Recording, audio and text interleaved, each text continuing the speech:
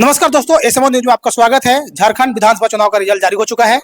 अब इसी क्रम में मनिका विधानसभा क्षेत्र के हमारे साथ में बैठे हुए हैं आशुतोष कुमार सिंह। सर, आपका क्या नाम हुआ सर? नीरज कुमार वर्मा सर, आपका नाम? जी। तो जो अभी झारखंड का जो रिजल्ट है उसमें मनिका विधानसभा क्षेत्र जो लातेहार जिला में पड़ता है, मनिका विधानसभा क्षेत्र में जो पहले विधायक थे रामचंद्र सिंह कांग्रेस के में से, वो आज भी वो चुनाव जीत चुके हैं। जो रुझान आया है और जीत का जश्न मना रहे हैं। उसी क्रम में हम बात करेंगे आशुतोष कुमार सिंह का कि सर क्या रहा सर रुझान में? सर, आप लोगों को कैसा लगा सर? सबसे पहले आपके निज चैनल को बहुत बहुत जोहार। और आज हम सभी झारखंड विधानसभा चुनाव का परिणाम के लिए बैठे हुए हैं। बहुत अच्छा लग रहा है क्योंकि ये जीत जो है महागठबंधन की है, झारखंडी खतिहानी रैयतदारों की जीत है। तो आज हम सभी बहुत ही गौरवान्वित महसूस कर रहे हैं क्योंकि हमारा आदिवासी मूलवासी हमारे हेमंत सोरेन जी जो अगुआ है दोबारा सत्ता में बैठने जा रहे हैं। इसके लिए उनको बहुत बहुत बधाई देंगे। चलिए सर, बधाई की बात तो है, लेकिन आप हमको ये बताइए कि क्या लगा था आपको? जो कि आप देख रहे होंगे चुनाव प्रचार में 5-5 मुख्यमंत्री, केंद्रीय मंत्री, खुद प्रधानमंत्री डेरा जमाए हुए हैं झारखंड में। तो क्या लग रहा था कि आप पूर्ण बहुमत से आपकी सरकार आ जाती? देखिए, बात ऐसा है ना कि झारखंड की जो भाजपा के सारे केंद्र मंत्री और भाजपा में जो पूर्व में मुख्यमंत्रियों की जो टोली थी, 5 मुख्यमंत्रियों की टोली थी, हम लोग को शुरू से लग रहा था क्योंकि भाजपा जो इस बार है ना, कोई स्थानीय मुद्दा पर बात नहीं कर रही थी। उसके कोई मुद्दे नहीं थे। और जब मुद्दा ही नहीं है, अब देखिए इस राज्य में जो उनके जितने भी नेता हैं वो कोई कहे कि बटोगे तो कटोगे, ये कोई मुद्दा नहीं है विकास का।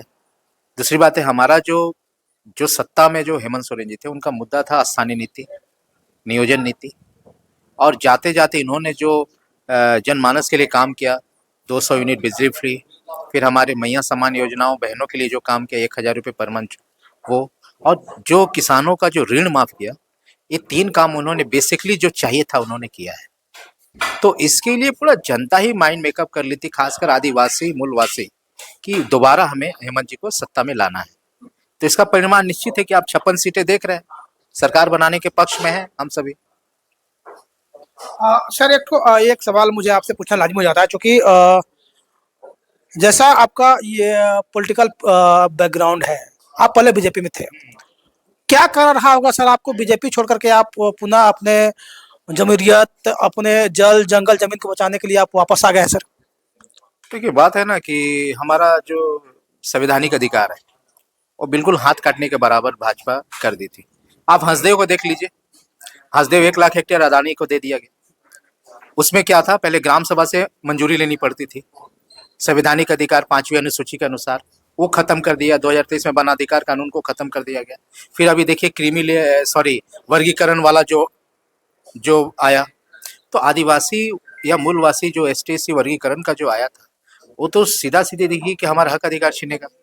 तो ये 2 जो पॉइंट है हमारा, एक जल जंगल जमीन और दूसरा अपना संवैधानिक अधिकार, इसके चलते मुझे लगा कि नहीं, यहाँ संवैधानिक अधिकार की बात होती ही नहीं। इसलिए हमने वहां से सोचा कि नहीं, यहाँ अपना आदिवासी मूलवासियों की बात नहीं की जा सकती है, और जो लोग करते हैं वो दिखावा है।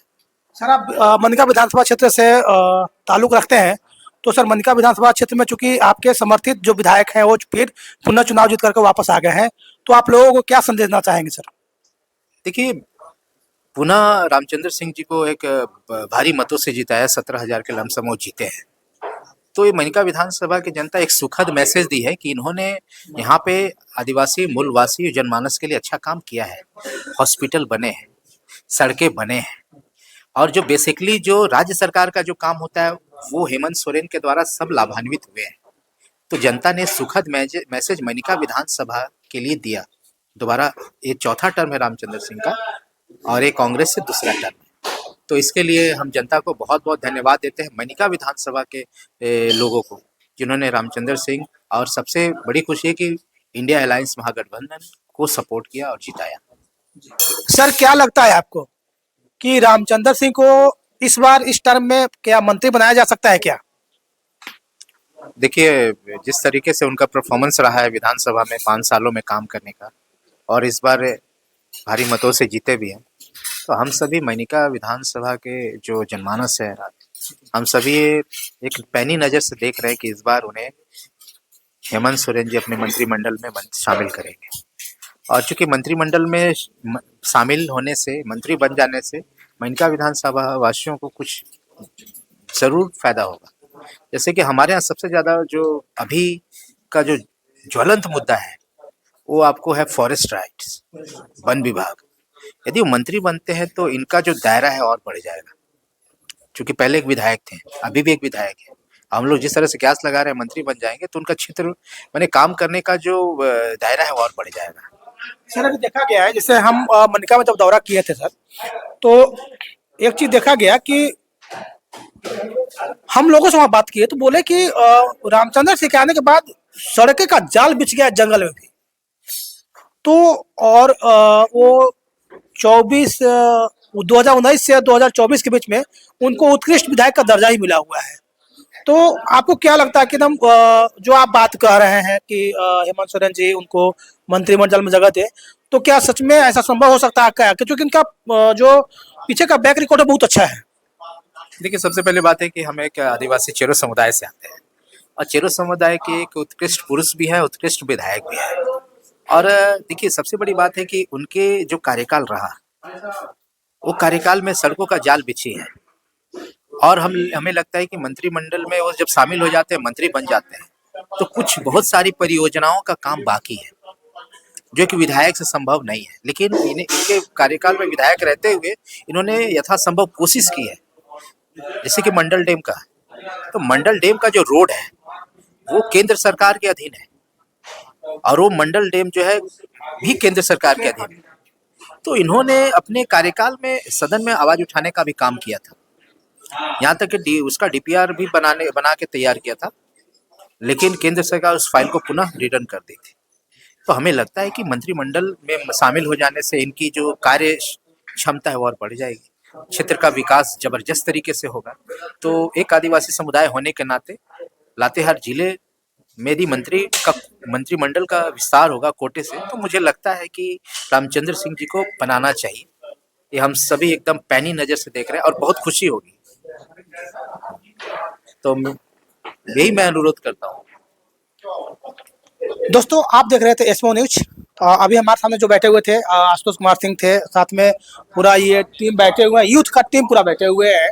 और ये सभी का मांग भी है कि रामचंद्र सिंह को अब उनको जगह दिया जाए मंत्रिमंडल में। तो ये सही बात है। अब देखना यह है कि मंत्रिमंडल में क्या बात होती है। इसी प्रकार का न्यूज देखने के लिए एसएमओ न्यूज को लाइक, शेयर और सब्सक्राइब जरूर करें। साथ ही अपने दोस्तों और रिश्तेदारों को शेयर जरूर करें। और झारखंड में नई सरकार को एसएमओ न्यूज की तरफ से बहुत बहुत शुभकामनाएं, हार्दिक बधाई, नमस्कार।